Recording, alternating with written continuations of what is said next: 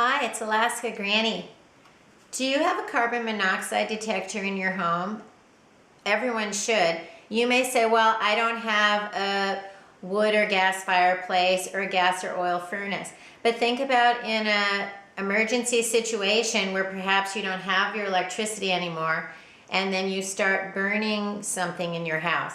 Maybe you go get a propane heater, or you start burning a lot of candles, or you use things like sterno or emergency things, and you haven't prepared for the event of something as odorless and silent, tasteless, colorless gas that could harm your family.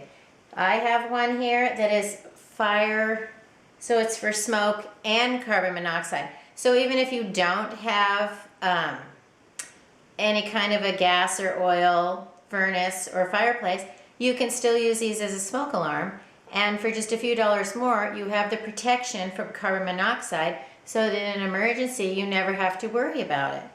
So I would advise you to please get one of these. Make sure that if you do have gas, that you know how to turn it off in your home, that you know that if there is any kind of a problem, that you know how to turn it off, you know who to contact, and you know what to do, and you've properly protected your family.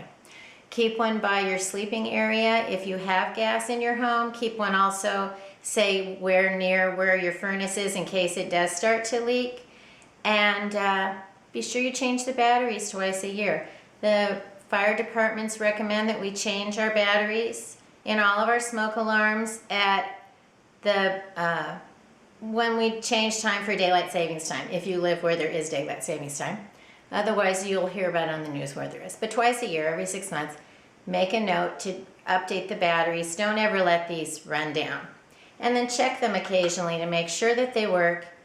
And you have just taken just for a few dollars and you've protected your family from a silent killer.